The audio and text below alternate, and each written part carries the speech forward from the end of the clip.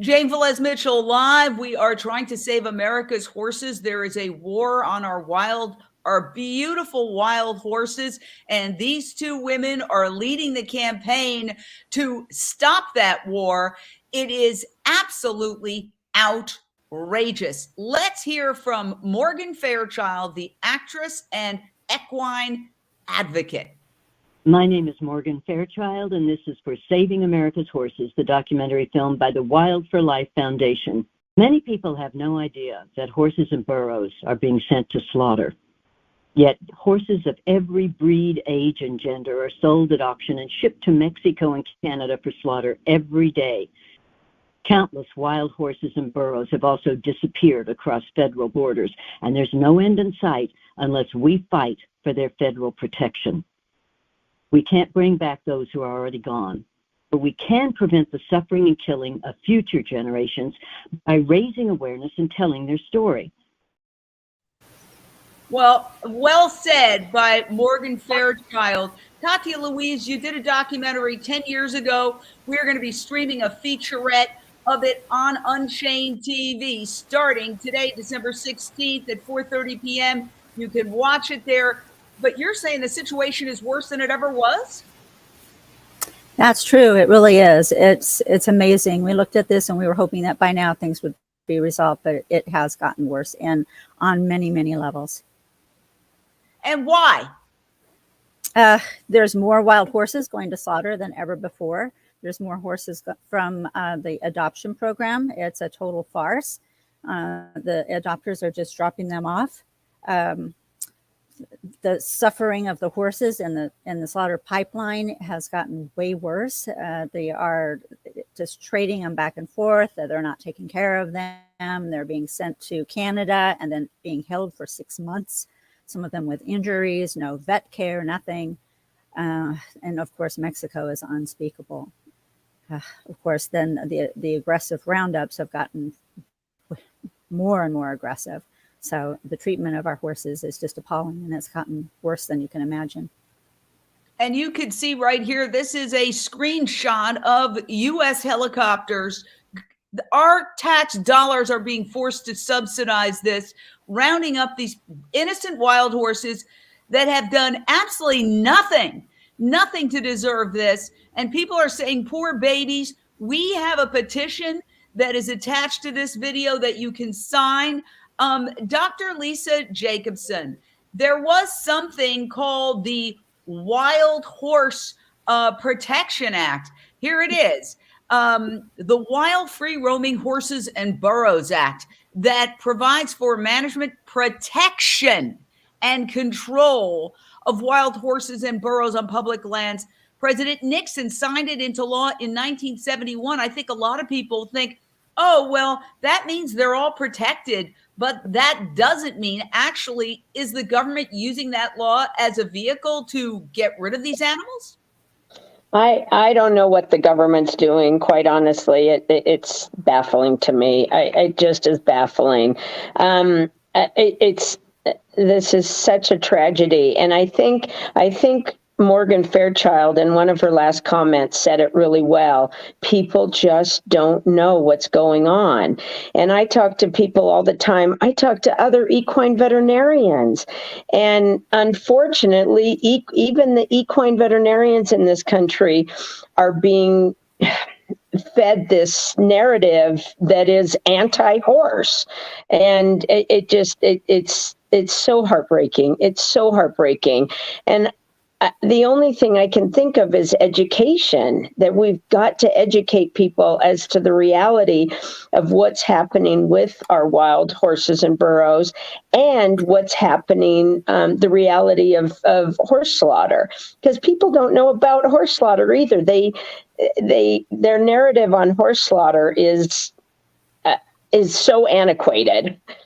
And I understand. Mine used to be as well. I started this journey about 16 years ago. And when I testified in the Montana State, in the House and in the Senate legislatures. And I don't know. It's all about education.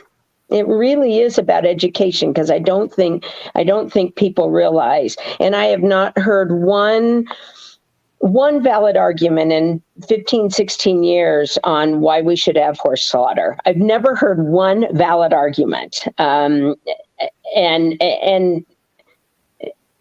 the wild horse issue, there's so much contention on both issues, on both sides. And let me jump in and ask you this question. Okay, so we passed this Wild Horse and Burro Act back in 1971 to protect these animals. Now, the Bureau of Land Management, which I believe is under the Interior Department, correct? Mm-hmm. They are rounding up these horses aggressively, but they claim they're doing it for them. They make these excuses like, oh, they're starving, or they have no water, or they're overpopulated, when in fact, we are racing them to absolute extinction. And the reason is meat and dairy. The cattle industry wants that land so it can graze cows. So they want to get rid of the horses so they can graze cows. So if you think this is outrageous, take a look at your plate, because if you're eating cows, you're contributing because you are paying the people who want those public lands for the cattle industry. And the Bureau of Land Management seems to be working for them, not for the American people who love wild horses, Katia. That is so true. They're not at all. And it comes down to both livestock grazing and also mining issues. It's a competition for the land. And they want the horses gone. They want the horses gone so that they can do whatever they want with the land. So the horses have the lowest priority, and they lost a lot of rights when the Burns Act was passed back in 2004, I believe it was. And that's when the doors opened for horses being trafficked. And that's when the BLM, well, they were actually trafficking them to slaughter before that, but everything just started falling apart. It's really just tragic. Yeah, people are really happy that we are showing this, because this should be on the front page of the New York Times. I mean, these horses also sequester carbon with their hoofs. They are part of the natural landscape. There's an ecosystem, and the Bureau of Land Management is waging war on these horses. So I want to hear from actor Ken Wall, who is not only a very well-known actor, but is a horse advocate. Nothing is more American than our iconic wild horses. Horses help build the foundation of this nation. We owe it to our wild horses to protect them. Instead, they are being warehoused or funneled to kill buyers who ship them for slaughter. Demand from your federally elected leaders to stop wasting our tax dollars on cruel wild horse and burro roundups and on programs that enable and promote their slaughter. So there it is. We have these celebrities speaking up. Let me ask you, we work with organizations that go into Congress and expose terrible things, like White Coat Waste recently just got these terrible taxpayer-funded experiments on cats eliminated, and dogs. They're working with both sides of the aisle. Given that this would be a popular issue for a member of Congress, because Americans, quote unquote, love their wild horses, why can't we, Dr. Jacobson, get somebody in Congress to say, hey, let's get the Bureau of Land Management under control. They've gone rogue. Well, I agree. They sure aren't doing any justice for the wild horses at all. And I do have to interject one thing here. I'm not quite as on board of the anti-cattle as the wild horse, a lot of the wild horse advocates are. I know a lot of ranchers, and so I know their side of the story as well. And I think that there's other avenues that are more important than attacking the cattle industry and the sheep industry. Not that they don't have their contribution to this issue, but I don't think that they're not the ones to blame here. So I apologize to everybody, but I'm not quite on that bandwagon just because I know a lot of cattle ranchers. Disagree. We can agree to disagree. To me, it's the one false underlying assumption that is causing a lot of our problems, from climate change to water pollution to drought to habitat destruction, wildlife extinction. And In the I disagree. That whole Amazon, the yeah. 70% of the destruction of the Amazon is occurring for cattle grazing. Cattle grazing is using up a lot of our land.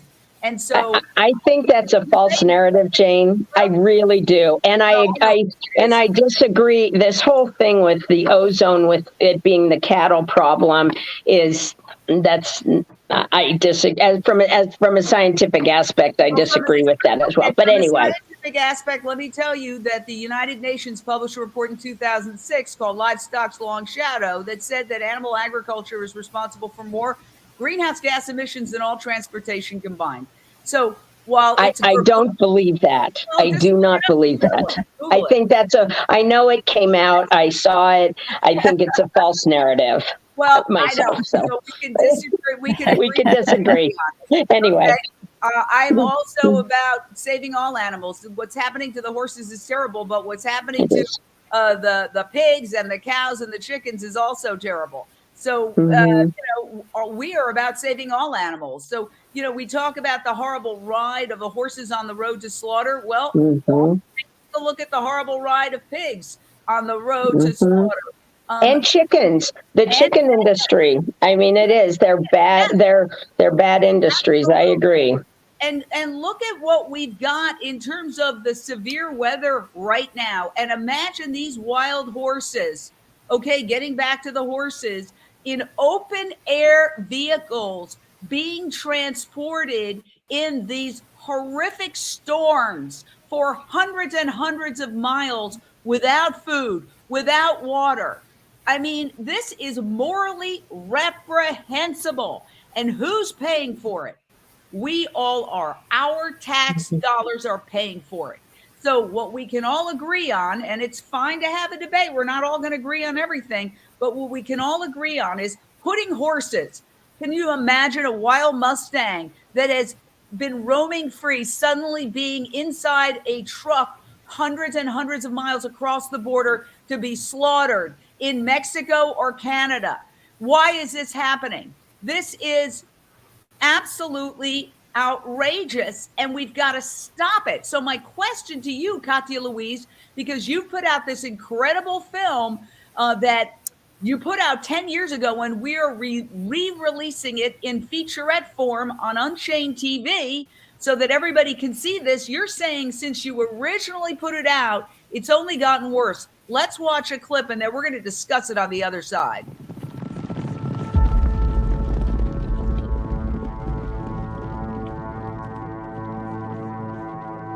Why would you support a criminal enterprise?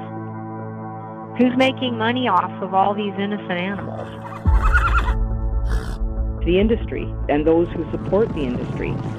Our government appears to be aiding and abetting. Fraud going on in the U.S. and in Canada too. All right, so Katia Louise, when you say fraud going on, what they're supposed to do is not slaughter the horses here in the United States commercially. That hasn't happened since, what did you say, 2007? 7. If I'm wrong. Okay, but so instead they are put on trailers and taken to Mexico or Canada where they're slaughtered. Now that doesn't mean, let's start slaughtering them here, because that's what some politicians, you don't like the road to slaughter? You think that's cruel? Let's slaughter them here. That's not the answer, is it, Katia? No, absolutely not. No, absolutely not. What we need to do is shut down the borders so that our horses aren't going across the borders to be slaughtered in foreign countries, because it's simply for a foreign market horse meat trade that we have nothing to do with. It's for a foreign profit, and our horses are suffering for it. So if we shut down those borders and we make horse slaughter permanently illegal in the United States, then we won't have this issue anymore. And the breeders who are overbreeding in the domestic area will have to be more responsible. And there won't be a funnel system for the BLM either. They'll have to look at more humane methods of management. Now, let me ask you this. So sometimes, Dr. Jacobson, the excuse is, oh, they're overpopulated.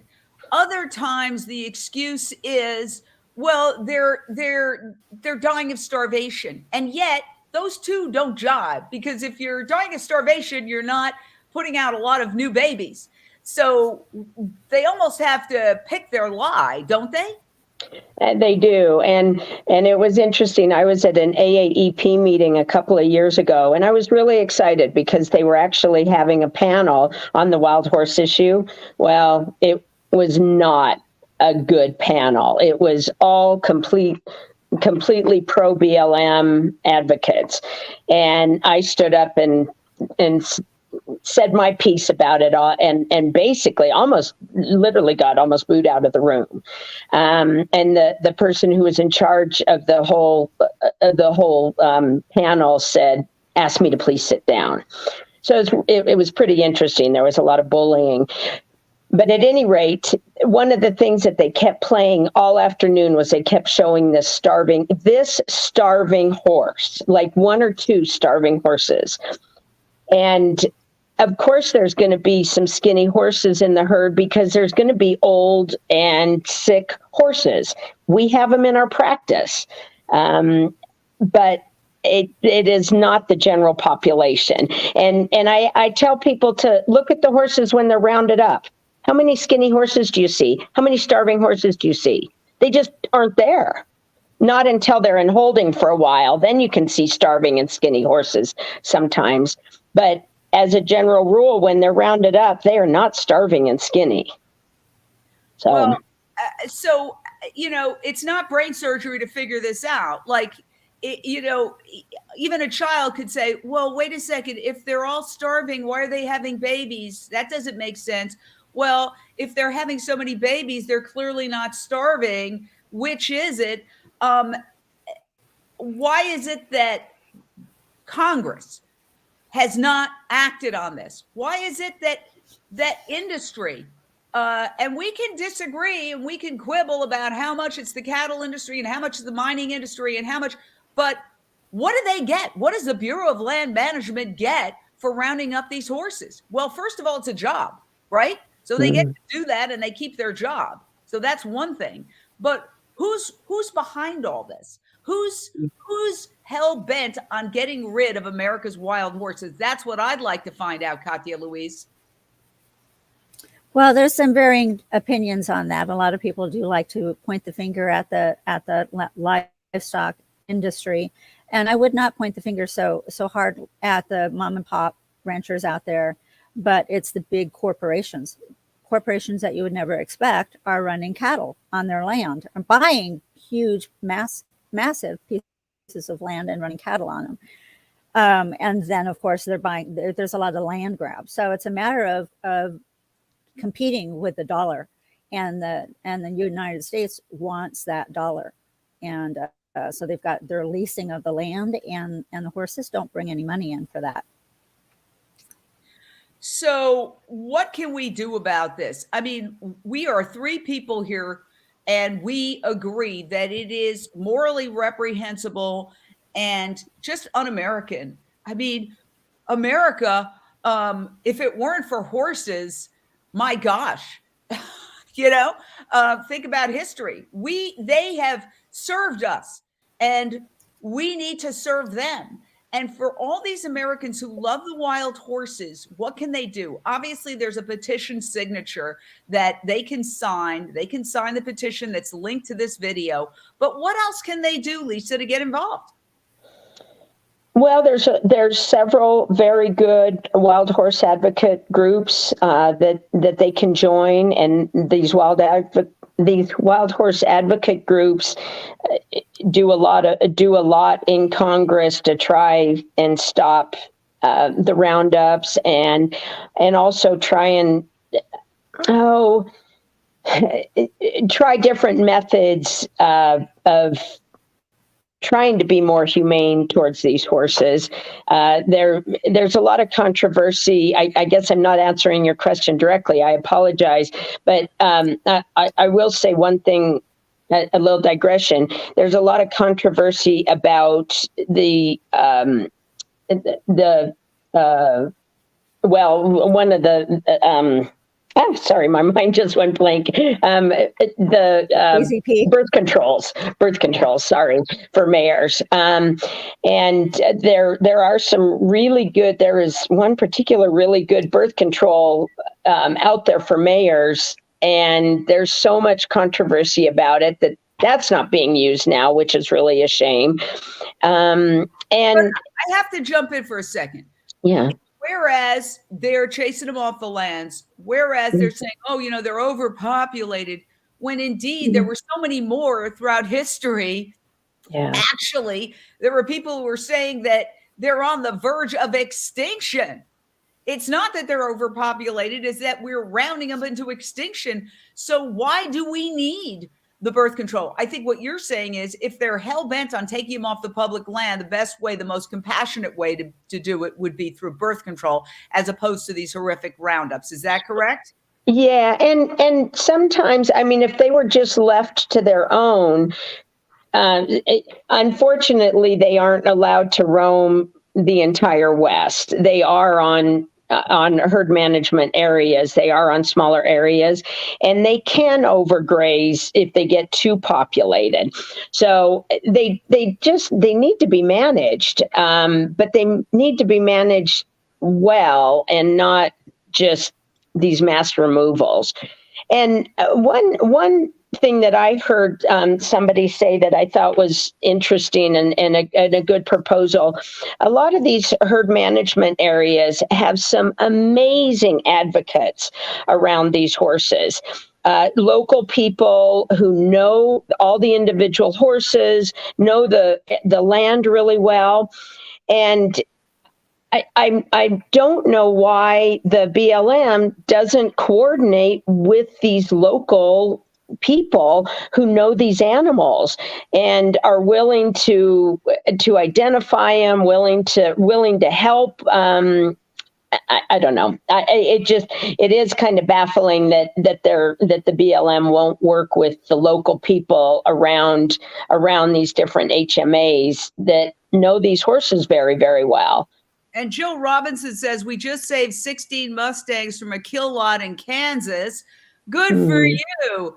And, this is what people are doing. There are so many organizations that are just trying to get these horses. But one of the tricky things is that horses are not cheap. Okay. They got them off of the kill pens. What happens is, and actually I've been involved in this with some organizations, is that, okay, we can save these horses. They're going to go to the slaughterhouse. They're going to get on this terrible ride. You can buy them relatively cheaply at that moment in time. Like literally by the pound. But then the problem is that those horses are expensive to keep. That's why it traditionally has been in some cultures a rich person's hobby, because horses are expensive. The shoeing, the veterinary care, the feeding, the land, et cetera, et cetera. So I think one of the problems, Katia, is the overbreeding of not wild horses, but non-wild horses for the horse racing industry, because not every horse that's bred into existence can be a famous winning horse. And so what happens is, my understanding is they breed for perfection, but what happens to those horses that don't add up to their perfection standards? A lot of racehorses, before they even get a chance to get on the track and train, are sadly sent to slaughter. There's a very high turnover rate, as you probably know, but it's not just within the thoroughbred racing industry. It's the Quarter Horse Association, for example. They are probably the most notorious for overbreeding. The breeding organizations, they make money every time a horse is bred. There's registration fees, and they encourage the breeders to breed. And so it's a turnover, and that costs these poor dear horses their lives. And I can't comment or confirm anything you said about any particular organization. I just want to say any organization that comes up in conversation here, they are invited on. We have got Amanda Sorvino joining us now. Amanda, thank you for joining us. Your dad, Paul Sorvino, had worked very, very hard to try to save America's horses. We have a clip, And let's play that clip and then talk to you about this effort. They're killing mustangs out in the wild. Why are they doing that? There have been shootings of wild horses. Horses disappear without a paper trail. We're seeing this damage of the incentive program from the front lines of the kill pens. Just like drug money laundering, just huge amounts of horses going across the border right now. If things keep going on the way they are, there will be no wild horses in America. Period. They'll all live out their lives as dead-end populations. Obviously, they'll die out, and if there's no reproduction going on, then there will be no wild horses. Amanda, tell us why you are passionate about this as well, along with, as you saw, your late father, Paul Sorvino, so passionate. Thank you, Jane. I've been passionate about horses and ending horse slaughter since I was a little girl, when I learned that the lesson horses at the stable, when they were no longer useful, would end up going to the slaughter sale and then to the slaughterhouse. So I ended up learning in a very roundabout way, but I did learn, unfortunately. So as I grew older, I felt a responsibility to our American horses to try to do everything I could to save them from going to slaughter and to get the word out. And so let me ask you this. We have a whole bunch of situations where people in Congress, and ironically, while the Republicans and Democrats can't agree on anything, the one thing they seem to be able to agree on is that they love horses, they love animals. We just worked with, for example, White Coat Waste, which is an organization that advocates against animal experimentation funded by the government. And they've managed to get bipartisan support, Republicans and Democrats, to agree on basically, let's not conduct these idiotic, cruel, wasteful experiments with tax dollars. They're very successful. I mean, can't you, hate to use a bad pun, round up some of your friends and get some celebrities involved and go over to Congress and say, hey, this is crazy what we're doing to these horses? Well, I mean, I would love to do that. And I do have a lot of amazing horse advocate friends in the industry. I actually did an undercover investigation of a slaughterhouse that still exists in New Jersey called Bravo Packing. Okay, I guess what? I'm so sorry, but I cannot talk about any particular corporation. Oh, I'm so sorry. I've been able to reach out to them. And we'll just keep names out of it because I would invite that institution on any time. But for journalistic reasons, this is just being mentioned to me for the first time. So I have no idea. And, I'm sorry. Yeah, but in general, you've done investigations. What have you found out in general?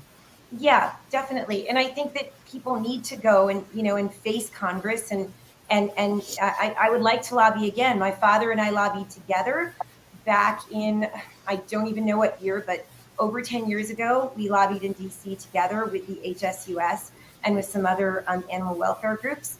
And we had a wonderful time. And I think people really listened to what we had to say.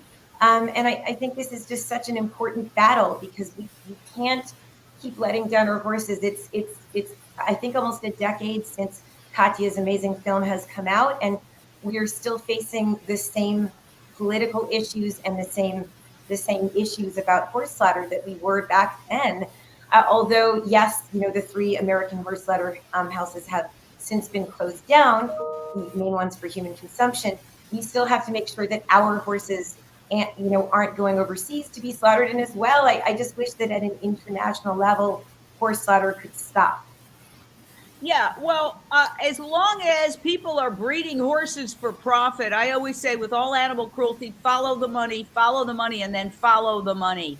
Mm-hmm. But with the 10th anniversary release of your film, Katia, is there any kind of move to gather everybody together and go to Congress and get some lobbyists? I mean, if you could pay for lobbyists to go in and say, this is a popular bill. I mean, what a great talking point for members of Congress who are always running for re-election to say, I'm going to save America's wild horses. I think you could get some traction there.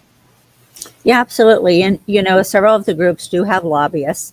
There are grassroots groups that have lobbyists as well. But I got to tell you that probably one of the most compelling things that people can do is make those calls themselves. Pick up a pen and send a postcard or a letter. Pick up your phone and make a phone call to your representative. Send them an email. Tell them how you feel. Flood their email, flood their phone lines. Don't just do it one time. Keep bugging them, because that's what the other side is doing. And they're doing it with a lot of arm strength. So we have to do it too. And we outnumber them by far.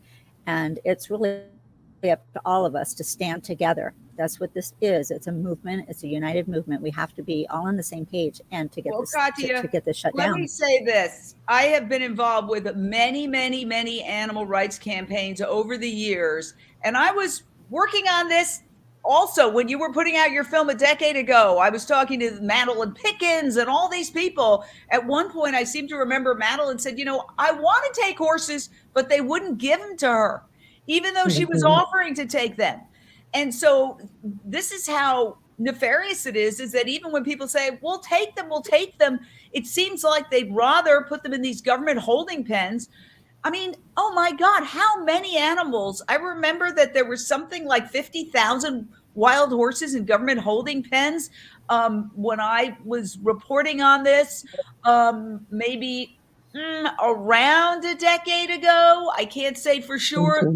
Dr. Jacobson, how many wild horses are there in government holding pens that our tax dollars are paying for when individuals who own a lot of land have offered the BLM to take the horses and they won't give them to them? How many animals are we talking about in these holding pens? The last number I've been hearing around 65 or 70,000, and I don't know if that's an accurate number right at the moment, but that's the number that I've been hearing. And I do have to say one thing here. Our governor, I'm in Colorado, and our governor was, as far as I know, the first governor to actually work on stopping the roundups in Colorado. He can only work in Colorado, of course, but he's been amazing for the wild horses. And we have a huge holding facility here in Canyon City, and he's just been a really amazing advocate for the wild horses in Colorado. I believe not this last summer. He tried to get a roundup stop this last summer, and they wouldn't stop it. But the previous summer, he was able to get a roundup stopped. So that was really terrific. But I think he was the first governor ever to do that, because oftentimes the governors are not on board with stopping. And in fact, it seems like they want an extinction of the horses in their states. Yeah, and here's somebody saying Madeline Pickens had a really hard time with the BLM. I remember. Yeah, she did. Actually talked to her about that. Now, I can't confirm any of this, but we're getting so many comments here. Somebody, Britta, is saying AWE, Advocates for Wild Equines, lobby coalition has lobbyists in D.C. We're fully funded by advocates, but without donations, we don't get to be on the Hill as much as we could. We did some good things, but so in other words, there are lobbyists, but again, I mean, if we're competing against some of the biggest corporations in the world, okay, so it's hard when you're a small organization to go in there and try to get time with these lobbyists and these staffers, with the staffers and with the members of Congress. So what's your experience been going on to Capitol Hill, Amanda? Well, I just remember going with Dad, and I do actually remember meeting Joe Biden, and he was wonderful. I mean, he was very accommodating, and he really cared about our American horses. And remember him giving me his business card and saying, like, if they don't help you, I'm going to hold them to it. And I wish that back then I had been more ambitious and I had given him a call to get more help. And maybe if he's listening now, he can help. But I just frankly feel that, we several of us got together. I just remember me, Joe McEwen, who at the time her name was Joe Dybel, my father, Paul Sorvino, just so many amazing people at the HSUS and other horse welfare groups.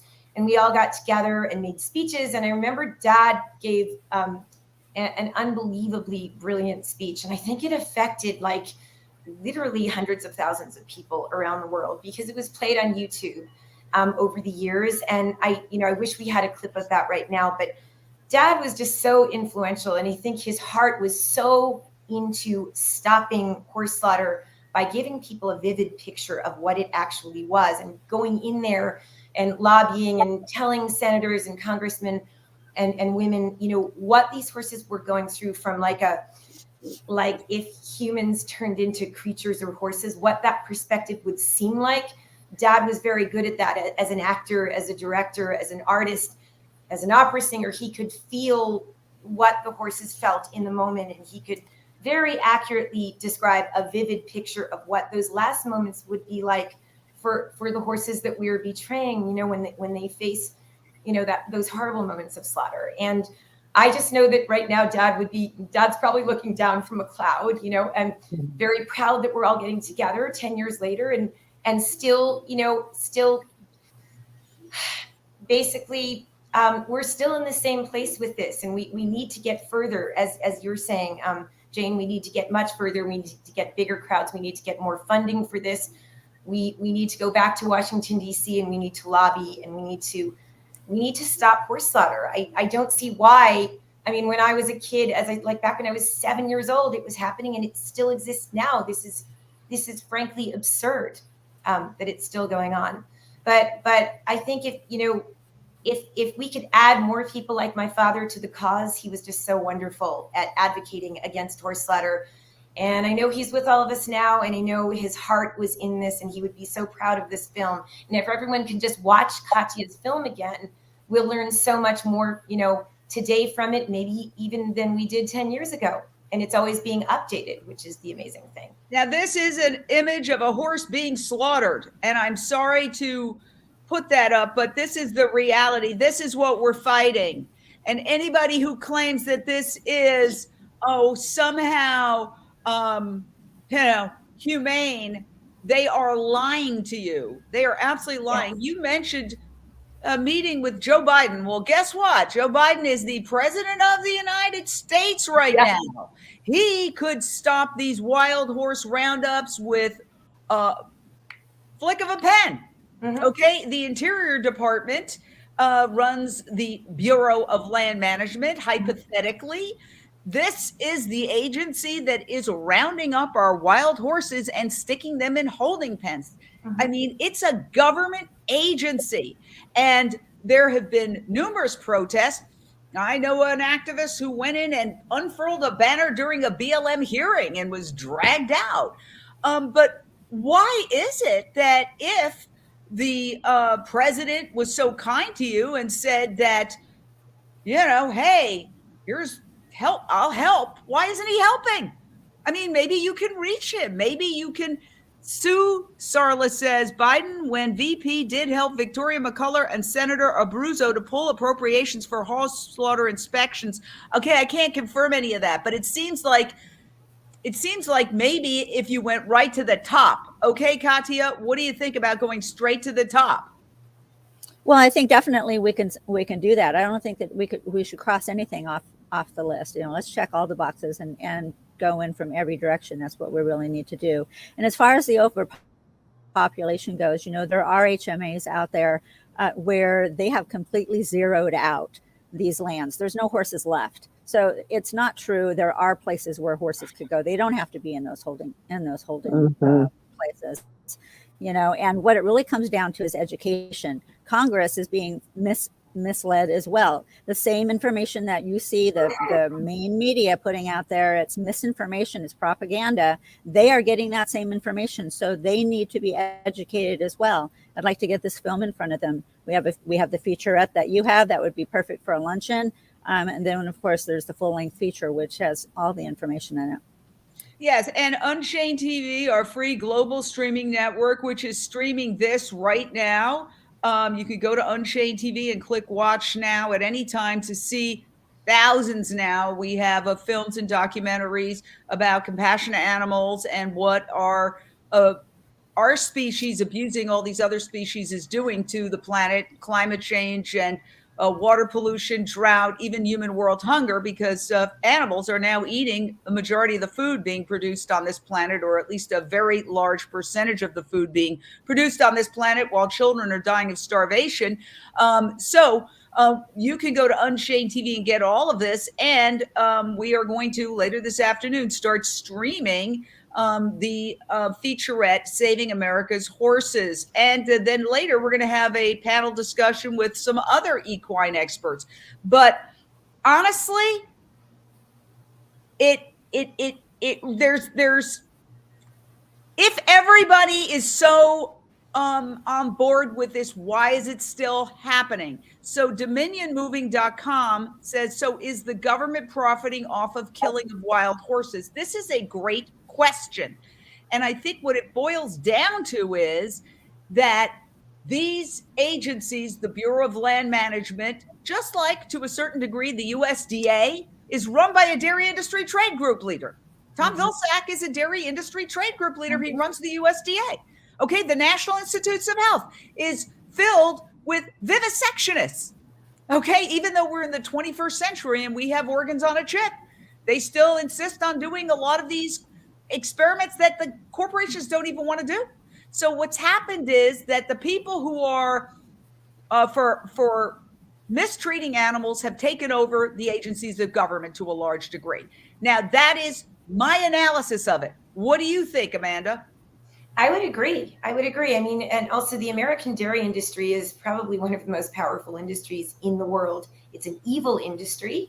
It's a cold-hearted industry. And that I never really actually thought about that. But that you're basically saying that it goes hand in hand with government profit. Is that what you're saying, Jane? No, what I'm saying is that industry. No, what I'm saying is that there's been a lot of studies that show that these agencies are a revolving door. The people who are running the agencies have tremendous ties to corporate interests. Sometimes they used to be the heads of the industry trade groups in the case of the USDA. And they also have, when they retire from the government, they can go into very profitable private sector jobs. So it's a club. It's a club. There was a terrible shooting in Washington, D.C. years ago at a baseball game, some kind of terrible, horrible shooting. And it turned out it was a baseball game between members of Congress and one of the big industries. I think it was either the meat industry or the pharmaceutical industry, but they're playing baseball together. Okay, it's a club. And so they're going to, in some cases, not work for the American people who have said over and over again, we love our wild horses. They're working for the industries that would profit off of removing those horses from the land so they can use the land. Yes. This is the big problem. So how do we get around that? That's my question. And Amanda, do you have some thoughts?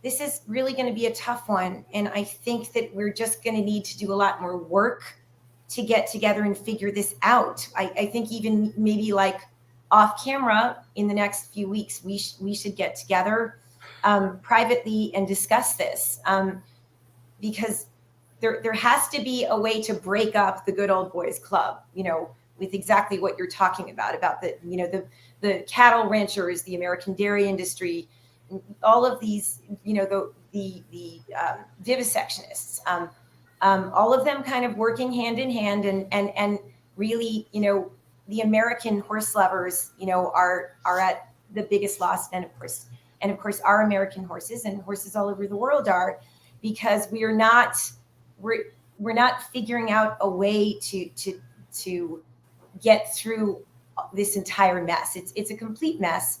And we have to figure out a way to get through it. And I think that was a brilliant analysis on your part, Jane. I've never really thought about how all of them are really working hand in hand, like the different evil industries. In honesty, I didn't come up with that. I'm just but you think about the way they were all working together, like the different industries working together to keep horse slaughter around. So that's kind of scary if you think about it. Now, Sue Sarlis, who seems to know a lot about this issue, she's just commenting, but hey, she says Joe Biden and Secretary of Interior have not answered any of our pleas to stop the roundups.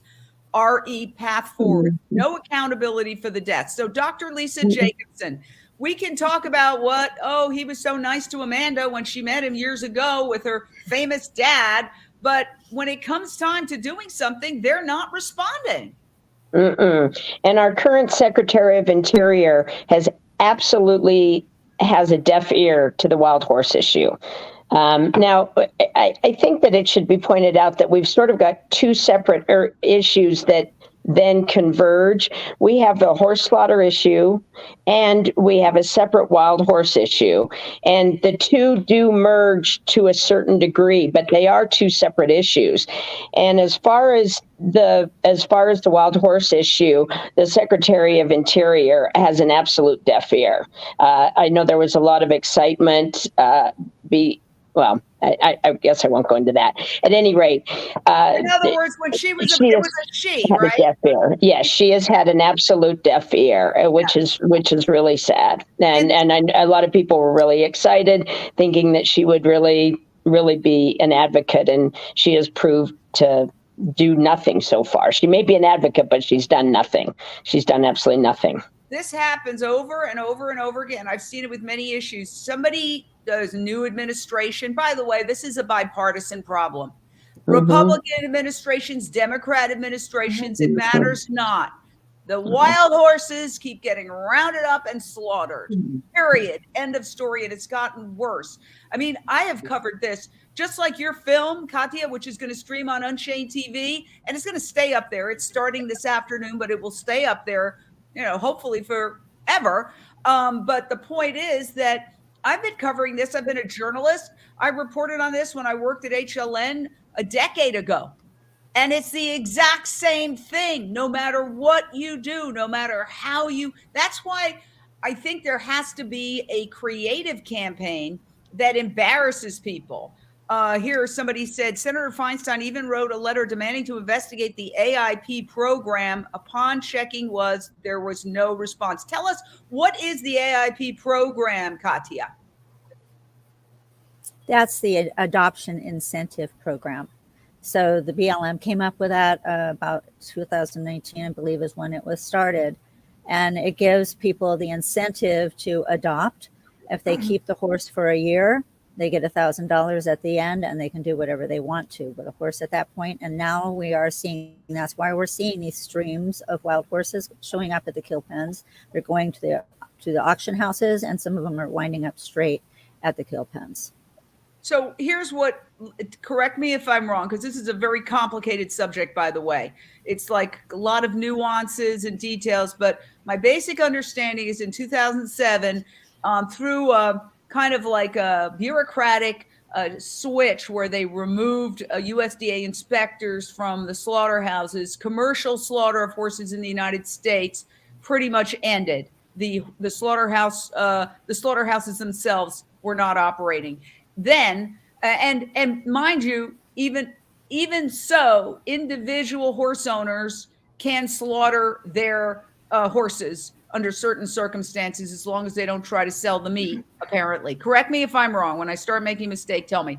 Then what happens is with the wild horse roundups, they go into these holding pens, and then there's this adoption program. Oh, isn't that lovely? Well, the problem is that the adoption program is supposed to say you're not going to sell your horse for slaughter, but you have these buyers who play games with the fine print. And sure enough, according to the folks here, yes, soon enough, they're off on the ride across the border to either Canada or Mexico to be slaughtered for human consumption. By the way, we haven't even gotten to that. Now, is my description accurate, Dr. Jacobson? Please correct me if I made mistakes. No, you're correct. I agree with what you said. Yeah, you're correct. Unfortunately, I want to interject something here. When I was testifying in the Montana legislature against horse slaughter, I think that was at around 2006, 2007, somewhere in there. At that point, there were 12 million horses in the U.S. And the number of horses being slaughtered was, I'm going to say, around 100,000. Some years it was 90,000. Some years it was 120,000. But when you compare those numbers, and the reason I bring this up is one of the arguments I still hear from people, it just baffles me, but is, well, what are we going to do with the unwanted horses? Well, that's less than 1% of our U.S. horse population that goes to slaughter. And I look them in the eye and say, seriously, we can't come up with a resolution for a humane resolution for less than 1% of our horse population? And people don't think of that. They don't. But why can't the organizations? I'm not addressing the wild horse issue now. I understand, but just the horse slaughter issue.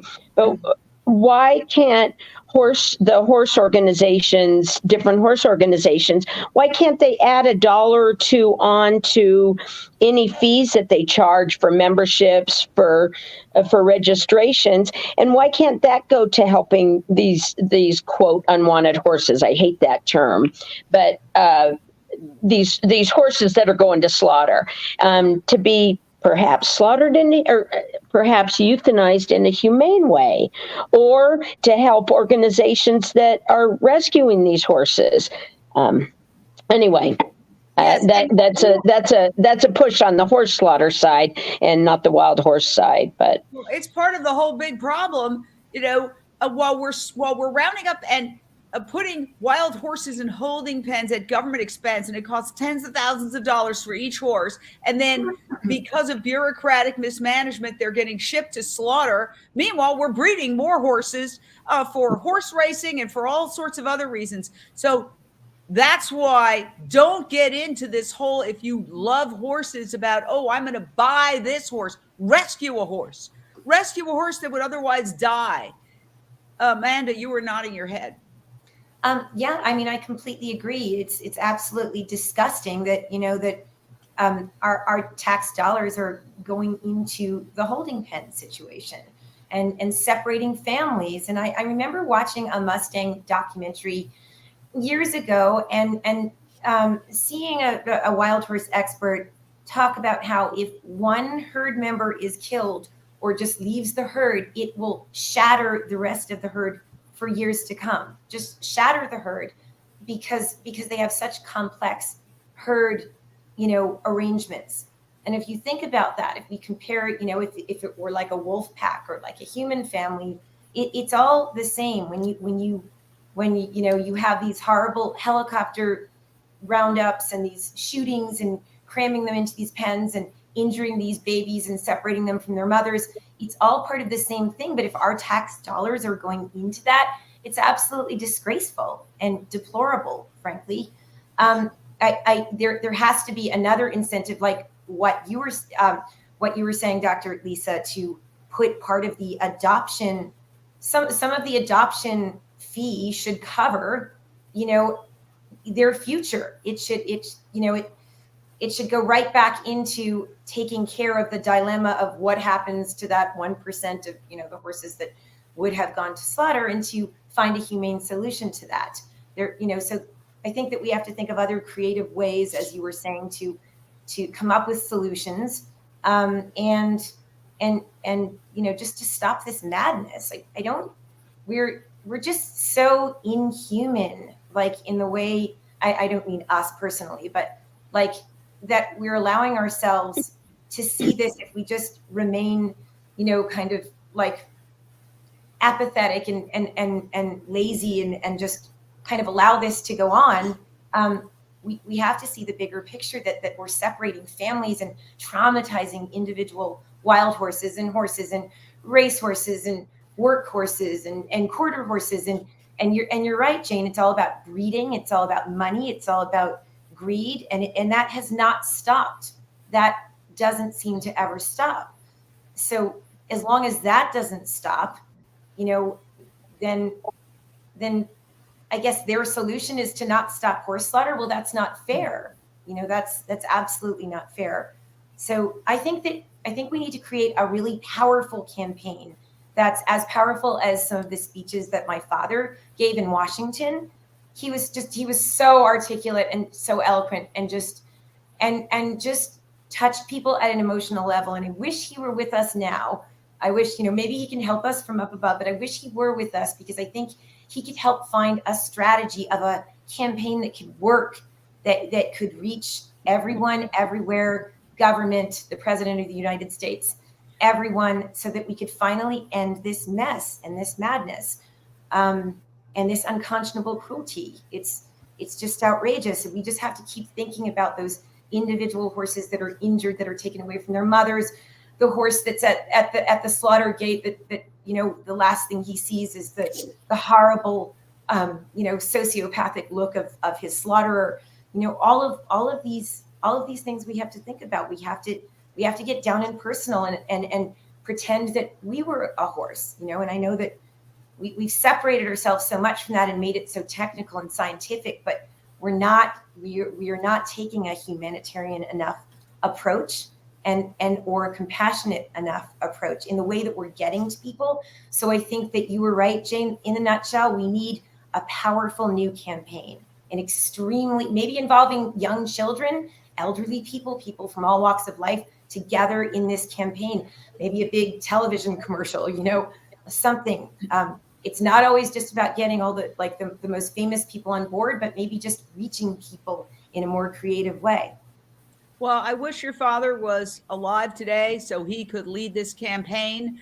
I appreciate you coming on and talking and all of your work. And I think you would be a perfect person to gather others together, because what I would say just personally, and we only have a minute left, but I would say all of the horse organizations need to leave their differences aside, get together and have a joint campaign, because, with different groups, there's always these quibbles about, well, no, I do it this way, do it that way. No, everybody get together. There's so many organizations that have been mentioned just on this thread, the comment thread, this group, that group, the lobbying group, the rescue groups. Get them all together and get a big celebrity, one big celebrity to do the face of it, to be the face of it, and to go to the Capitol and to stand there in front of the White House, in front of Congress, and hold a news conference and say, this is outrageous and it's got to stop.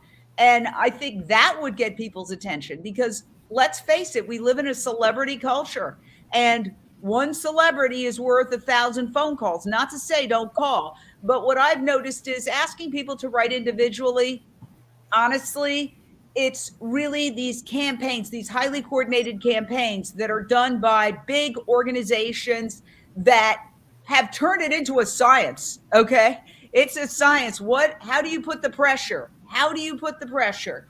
And it's a formula, and you've got to follow that formula in today's world, because while you're asking people to write in general, there's 100,000 other causes that people are writing about. Unless they get their inbox and their phone flooded on one particular day with this demand, it doesn't really get through the noise. And so I want everybody just to, as we have just a few seconds, final thoughts. Those were my final thoughts. Katia, what are your final thoughts as the filmmaker? Yeah, I'm going to say, let's go back to education. It's about educating the people and getting the word out, raising awareness. We need to reach as many people as possible and make sure they are educated on what's going on. You can go to Saving America's Horses.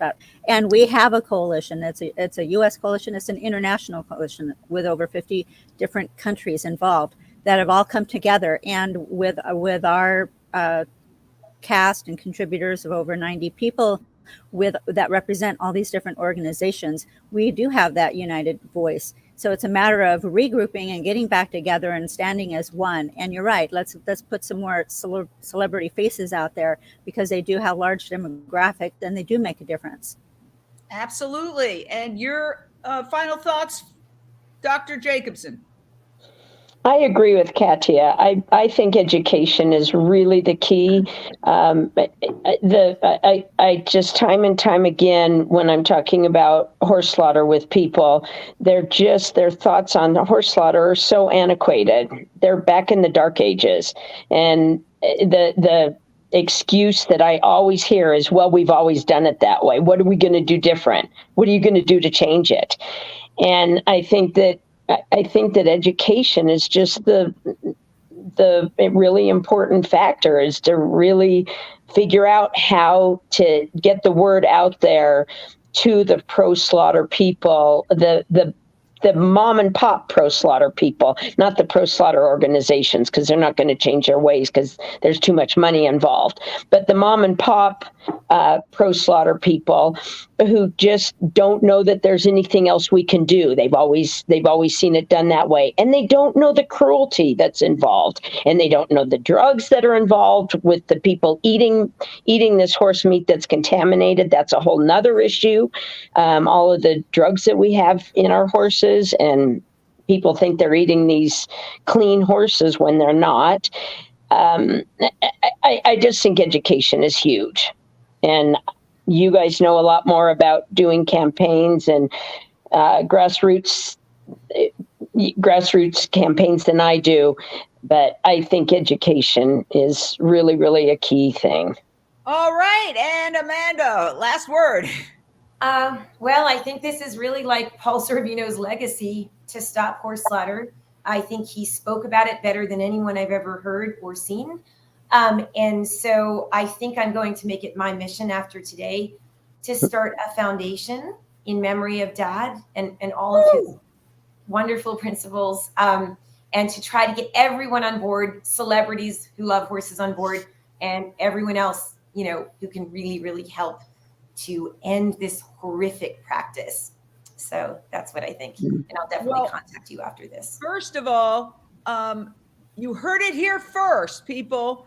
Amanda Sorvino, the amazing daughter of the amazing Paul Sorvino, the wonderful actor and horse advocate, is going to start a foundation.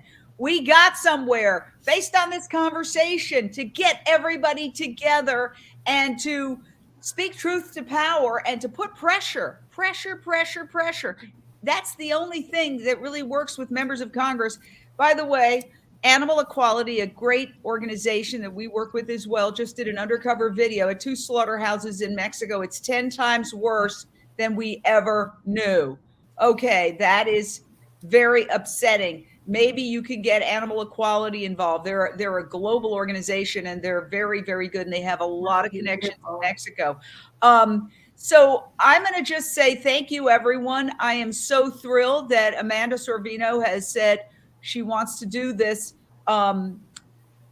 foundation. I think it's a tremendous idea, an absolutely tremendous idea. And I just want to say the clock is ticking. We are barreling toward a climate apocalypse right now, and it's only going to get worse. So what we are going to do, we have to do quickly. Yes, it's been 10 years. Please watch the film streaming starting this afternoon on UnchainedTV, Saving America's Horses, the Featurette. Go to savingamericashorses.org and get involved. Sign the petition. Be part of our coalition. We'll bring you updates on what we're doing. But let's save these beautiful, beautiful, innocent animals who have done absolutely nothing wrong, and they do not deserve to be treated this way. On that note, we will see you again for a post screening Q&A at 5:30 p.m. Pacific tonight. We hope you all join. Thank you very much. Incredible panel. Thank you.